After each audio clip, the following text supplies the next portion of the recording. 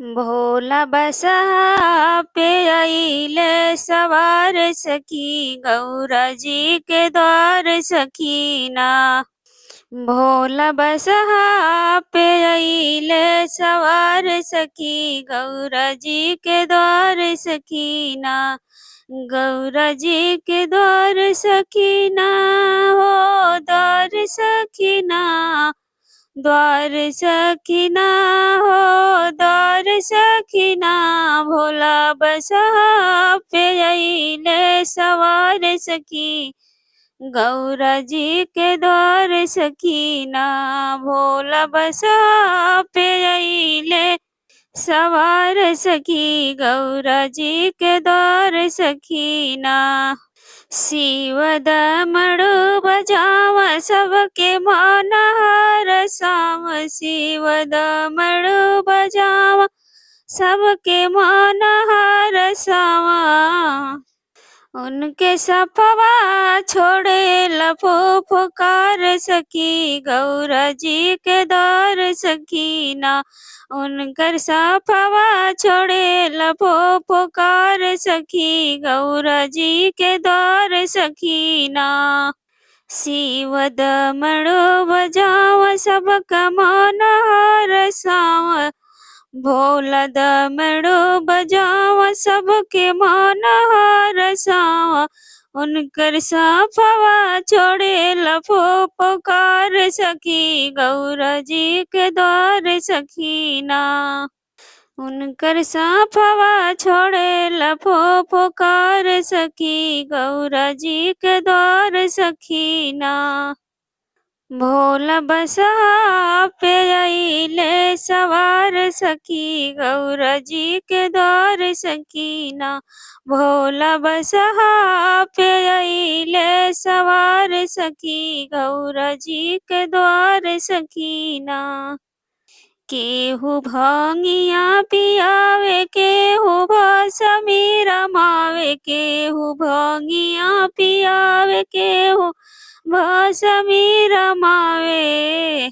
हो शिव दमड़ु बजावा अपने हाथ से गौरा जी के द्वार सखीना।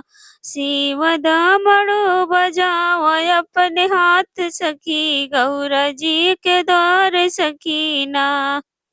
केहू भांगिया पियावे केहू भसमी रमावे। केहू भांगिया पियावे केहू भसमी रमावे। शिव दमड़ु बजावा अपने हाथ सखी गौरा जी के द्वार सखीना।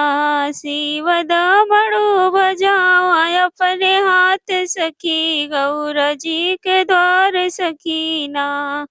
भोला बसहा पे अइले सवार सखी गौरा जी के द्वार सखीना।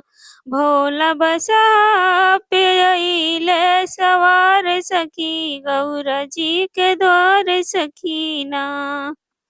नारद बीड़वा बजावा ब्रह्मा विधि सुनावा। नारद बीड़वा बजावा ब्रह्मा विधि सुनावा। सखिया गावा भजनिया बरतिया सखी गौरा जी के द्वार सखीना। सखिया गावा भजनिया बरत सखी गौरा जी के द्वार सखीना।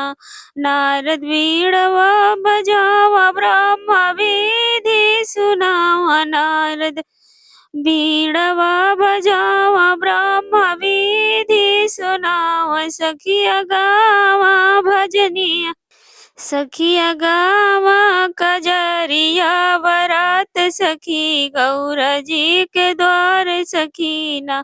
सखिया गावा कजरिया सुनावा सखी गौरा जी के द्वार सखीना।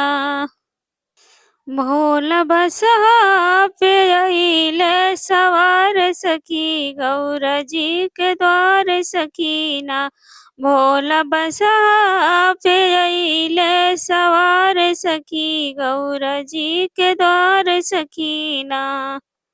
केहू एक मुख वाला केहू दुई मुख मुखवाला केहू दुई मुखवाला केहू एक मुखवाला केहू दुई मुखवाला केहू दुई मुखवाला आया चार मुखवाला शिव के साथ सखी गौरा जी के द्वार सखीना आया चार मुखवाला शिव के साथ सखी गौरा जी के द्वार सखीना भोला बसहा पे अइले सवार सखी गौरा जी के द्वार सखीना भोला अइले बसहा पे सवार सखी गौरा जी के द्वार सखीना विष्णु आए बारात संग लक्ष्मी जी के साथ विष्णु